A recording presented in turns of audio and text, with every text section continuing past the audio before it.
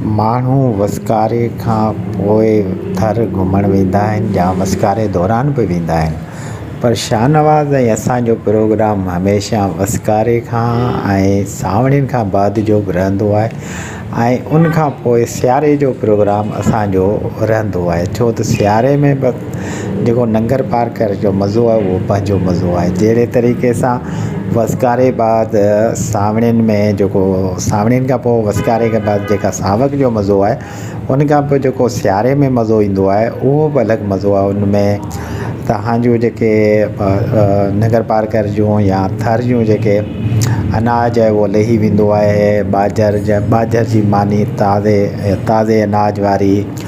उन खां पोइ हींअर जेको मज़े जो मौसम इहो हूंदो आहे त ॿेर छापरू ॿेर खाइण जो सीज़न। उन खां पोइ हींअर तक़रीबन थरियुनि में तक़रीबन या पंहिंजे आल सिंध में जेको आहे शादियुनि वारा जेके प्रोग्राम उहे हलंदड़ हूंदा आहिनि ऐं माशाल्लाह तमामु हिकिड़ो ख़ूबसूरत वरी बि मंज़र हूंदो आहे। माण्हुनि में हींअर वांदकाई हूंदी आहे, कचहरी जो मौक़िया मौसर हूंदा आहिनि माण्हुनि जे विच में वेही कचहरी करण जा। ऐं ख़ुशूसन मुंहिंजे लाइ हिकिड़ो एक्सपीरियंस इहो हूंदो आहे त कुझु ॿूटियुनि अहिड़ियूं जेके देरि सां पचनि थियूं सियारे जे अॻियाड़ी में या सियारे जे विच में या सियारे जी पिछाड़ी में, जिन जा ॿिज थियनि था या जेके ॿूटियूं पंहिंजो सो मुंहिंजे लाइ वधीक फ़ाइदो रहे थो इन मामले में। सो उन हवाले सां शाहनवाज़ हमेशह मूंखे चवंदो भई नंगर जो प्रोग्राम मतिलबु हकीम सां गॾु, हकीम जो प्रोग्राम मतिलबु शाहनवाज़ सां गॾु। सो असां ॿिन्ही जो तक़रीबन नंगर पार कर जो प्रोग्राम थींदो आहे त गॾु ई थींदो आहे। माशाल्लाह हींअर बि थियो ऐं थोरो असां सां मसइलो थी वियो, उन करे डिस्टर्ब थी वियासीं।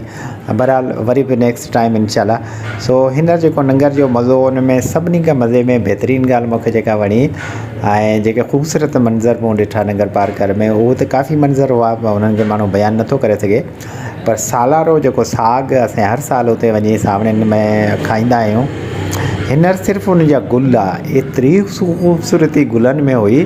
छो त मूं वटि अहिड़ो कैमरा कोन, अहिड़ो मोबाइल कोन हो जेको उन जी ख़ूबसूरती, हिननि गुलनि जी ख़ूबसूरती जेको आहे न उहो तव्हांजे अॻियां ओड़ी जी ओड़ी हू ब हू पेश कई वञे। बहरहाल उन हूंदे बि असांखे ख़ूबसूरती वणी, उते जा ॿेर वणिया, उते जी हींअर मुङनि जी दाल, उते जा चौंरा, अहिड़ियुनि शयुनि जी भाॼी जेका आहिनि उहा बि हींअर ॾाढी टेस्टी हूंदी आहे ऐं हींअर खाइण जो मज़ो हूंदो आहे, कचहरी जो मज़ो हूंदो आहे। हींअर जेका उते जी काठी हूं बि तव्हांखे ख़बर आहे, थर हींअर सुकल काठी जे हवाले सां काफ़ी मशहूरु, मां असांखे ॾाढो वणंदो आहे। छो त उन जी भाहनि जो पौधे जी जेका चांहि जेका ॿकरियुनि जी असीं अक्सर करे ढगियुनि जे खीर जी पीअंदा आहियूं, ॾाढो मज़ो आहे।